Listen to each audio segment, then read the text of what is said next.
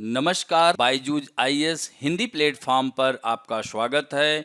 आज हम लोग 26 अक्टूबर 2021 के दैनिक क्विज की चर्चा करेंगे, जो कि आपके आगामी संघ लोक सेवा आयोग की प्रारंभिक परीक्षा के दृष्टिकोण से लाभदायक सिद्ध हो सकती है। तो आइए पहले प्रश्न की ओर चलते हैं। दादा साहब फाल्के पुरस्कार, तो इसके संदर्भ में निम्नलिखित कथनों पर विचार कीजिए और सही विकल्प का चयन कीजिए। तो इस पुरस्कार का नाम धुंडीराज गोविंद फाल्के के नाम पर रखा गया है, जिन्हें भारतीय सिनेमा के पिता के रूप में जाना जाता है। तो यह जो है दादा साहब फाल्के पुरस्कार, ध्यान रखेंगे कि इन्हीं के नाम पर जाना जाता है। यह कथन एकदम सत्य है। दादा साहब फाल्के पुरस्कार सरकार द्वारा 1969 में, और यह पहला जो दिया गया था देविका रानी को प्रदान किया गया। ये भी कथन एकदम सत्य है। और दादा साहब फाल्के ने भारत की पहली फीचर फिल्म राजा हरिश्चंद्र 1913 का निर्देशन भी किया था। यह भी कथन एकदम सत्य है। अतः आंसर क्या होगा? उपरोक्त सभी सही है, तो यह डी होगा। यानी पिछली बार जो है अमिताभ बच्चन को दिया गया था और इस बार का जो दिया गया है रजनीकांत को दिया गया है। तो इसमें जो है यह राष्ट्रीय फिल्म फेयर पुरस्कार के साथ दिया जाता है। यहाँ पर आप द हिंदू में आई हुई खबर देख सकते हैं, रजनीकांत विथ धनुष एंड मनोज बाजपेयी। तो राष्ट्रीय फिल्म पुरस्कारों में जो है जैसे धनुष को भी बेस्ट एक्टर और मनोज बाजपेयी को, इसी तरह से कंगना रनावत को भी मिला है। तो यह भी पॉइंट ध्यान रखेंगे। तो रजनीकांत को दादा साहब फाल्के पुरस्कार दिया गया है। तो यह वार्षिक पुरस्कार है और यह 1969 से स्टार्ट हुआ और राष्ट्रीय फिल्म फेयर पुरस्कार के लिए आयोजित 17वें समारोह में पहली बार यह सम्मान, यानी कि अगर रजनीकांत को जो दिया गया है वह 51वां है, ये ध्यान रखेंगे। लेकिन यह कौन सा राष्ट्रीय फिल्म फेयर है? 67वां राष्ट्रीय फिल्म फेयर अवार्ड है। तो यह भी पॉइंट ध्यान रखेंगे, यहाँ पर देखिए दिया गया है। और इस तरह से रजनीकांत 1983 में बॉलीवुड में कदम रखा था। इनका असली नाम शिवाजी राव गायकवाड़ है। अब बढ़ते हैं दूसरे महत्वपूर्ण प्रश्न की ओर। भारत में राष्ट्रीय अनुसूचित जाति आयोग, तो अनुसूचित जाति आयोग यानी शेड्यूल कास्ट के संदर्भ में, कमीशन के संदर्भ में निम्नलिखित कथनों पर विचार कीजिए। यह भारतीय संविधान के अनुच्छेद 338 ए के प्रावधानों के तहत स्थापित एक संवैधानिक निकाय है। यह कथन एकदम सत्य है। अगर यहीं पर ये ए नहीं होता तो यहाँ पर क्या होना चाहिए था? 338। चूंकि ये ध्यान रखेंगे कि 89 कॉन्स्टिट्यूशनल अमेंडमेंट के तहत अनुसूचित जाति आयोग और अनुसूचित जनजाति आयोग को अलग कर दिया गया, तो जिसमें अनुसूचित जाति आयोग 338 और जनजाति आयोग 338 ए के अंतर्गत किया गया। तो यह कथन यहीं पर असत्य हो जाता है।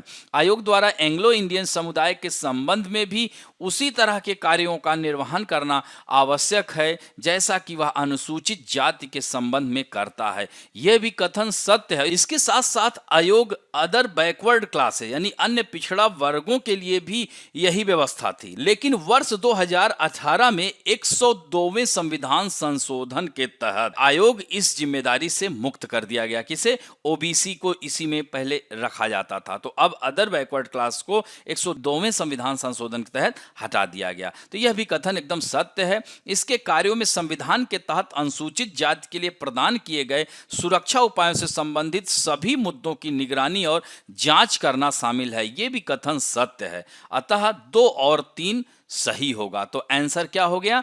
सी हो गया। तो यह जो है अनुसूचित जाति आयोग का जो कार्य है, इसके तहत जो है अनुसूचित जातियों को प्रदान किए गए सुरक्षा उपायों के संबंध में सभी मुद्दों की निगरानी और यह जांच करता है।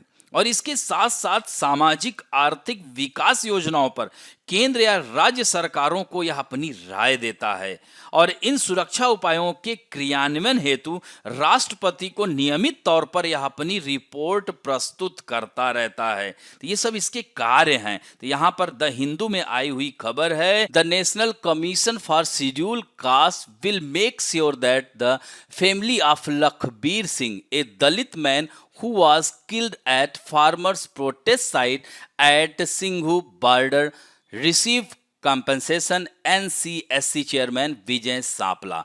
तो उन्होंने कहा है कि इस तरह से इस परिवार को, दलित परिवार को लाभ मिलेगा और एससी एसटी एक्ट भी फाइल किया जाएगा, केस इसके तहत केस किया जाएगा।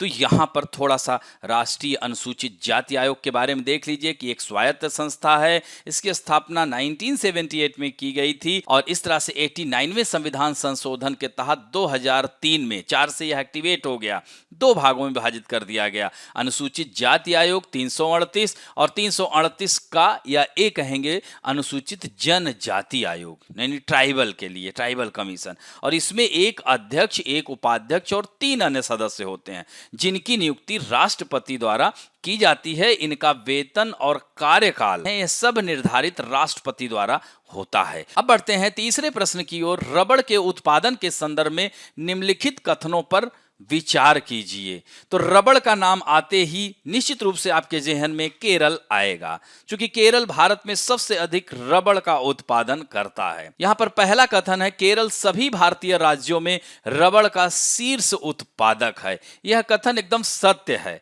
और हाल ही में रबड़ अनुसंधान संस्थान द्वारा विकसित दुनिया के पहले आनुवांशिक रूप से संशोधित रबड़ के पौधे को असम में रोपित किया गया। यह भी कथन एकदम सत्य है। वाणिज्य एवं उद्योग मंत्रालय के प्रशासन के तहत केरल के कोट्टायम में स्थित मुख्यालय के साथ रबड़ बोर्ड रबड़ से संबंधित अनुसंधान, विकास, विस्तार और प्रशिक्षण गतिविधियों को सहायता और प्रोत्साहित करके देश में रबड़ उद्योग के विकास के लिए जिम्मेदार है। तो यह तीनों कथन यहां पर सत्य हो जाते हैं। तो दोस्तों, यह रबड़ जो है, इसके लिए तापमान, वर्षा कितनी होनी चाहिए? करीब 200 सेंटीमीटर से अधिक वर्षा की इसके लिए आवश्यकता होती है। यह उष्णकटिबंधीय जलवायु का पौधा है। हालांकि यह भूमध्य रेखीय सदाबहार जंगलों का यह पौधा है। यह अमेजन यानी अमेजन के बेसिन का यह जंगली पौधा है।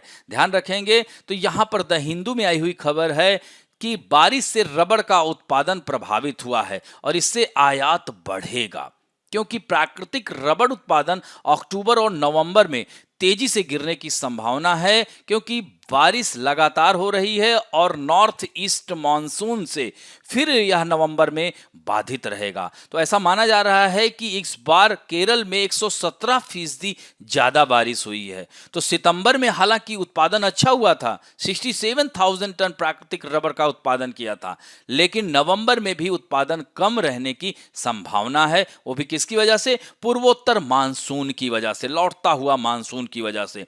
तो और दिसंबर में इसके उत्पादन में सुधार होगा। तो इस तरह से रबड़ का वृक्ष बताया ही भूमध्य रेखीय सदाबहार वनों में, यह अमेजन बेसिन के जंगलों में यह उगता है और इंग्लैंड निवासियों द्वारा साउथ ईस्ट एशिया में लाया गया था। तो इसमें थाईलैंड, इंडोनेशिया, मलेशिया, भारत, चीन, श्रीलंका इसके प्रमुख उत्पादक देश हैं और भारत चौथे स्थान पर है।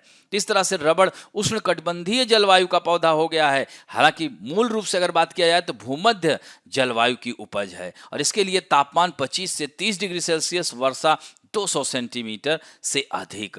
और यह जो है जीएम रबड़ का पौधा भारतीय रबड़ अनुसंधान संस्थान पुथुपल्ली, कोट्टायम, केरल में विकसित किया गया था और दुनिया का पहला आनुवांशिक रूप से संशोधित फसल रबड़ का पौधा कहाँ लगाया गया? गुवाहाटी के सरुतारी में बोर्ड में फार्म में लगाया गया, असम के। तो ये भी पॉइंट याद रखेंगे। अब बात करते हैं पिपराहवा अवशेषों के संदर्भ में दिए गए कथनों में से कौन सा कथन सत्य नहीं है? यहां पर देखिए, ध्यान रखना, सत्य नहीं है। तो इसे 141 साल पहले भारत सरकार द्वारा श्रीलंका को उपहार में दिया गया था, यह एकदम सत्य है। अवशेषों में बुद्ध की हड्डी के टुकड़े, राख और गहनों के अंश शामिल हैं, यह भी। इसका अवशेष श्रीलंका के वास्का डुआ विहार में रखे गए हैं, यह भी सही। तो इसमें होगा कि उपरोक्त में से कोई भी, तो यह जो है आंसर डी होगा। तो यह इंडियन एक्सप्रेस में आई हुई खबर है। भारत में 141 साल बाद लंका के लिए निर्धारित बुद्ध के अवशेष आज लौटेंगे। तो इस तरह से श्रीलंका में बुद्ध के एकमात्र प्रलेखित प्रमाणिक अवशेष पवित्र पिपराहवा अवशेष श्रीलंका के कालूतारा में वास्का डुआ बिहार में रखे गए हैं। तो इस तरह से यह जो है, अभी आप लोगों ने देखा होगा कि कुशीनगर से पहली जो उड़ान रखी गई थी वह श्रीलंका से ही थी। तो वहां से 125 सदस्यीय दल आया था, जिसमें जो है 123 सदस्यीय श्रीलंकाई प्रतिनिधिमंडल था और कैबिनेट मंत्री भी थे। तो इस तरह से एकमात्र प्रलेखित प्रमाणिक अवशेष पिपराहवा अवशेष कालुतरा में वास्को डुआ विहार में रखे गए हैं।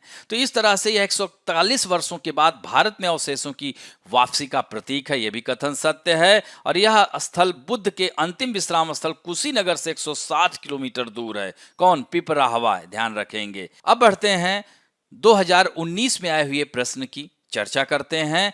तो इसमें दिया गया है भारतीय पेटेंट अधिनियम के अनुसार किसी बीज को बनाने की जैव प्रक्रिया को भारत में पेटेंट कराया जा सकता है। यह कथन यहीं पर असत्य हो जाता है। दूसरा है भारत में कोई बौद्धिक संपदा अपील बोर्ड नहीं है। यह भी कथन असत्य है, क्योंकि इसकी स्थापना की गई है। और पादप किस्में भारत में पेटेंट कराए जाने के पात्र नहीं है, यह सही है, क्योंकि पादप किस्मों को भारत में पेटेंट नहीं कराया जा सकता। तो यहाँ पर केवल 3 होगा, अतः आंसर सी होगा।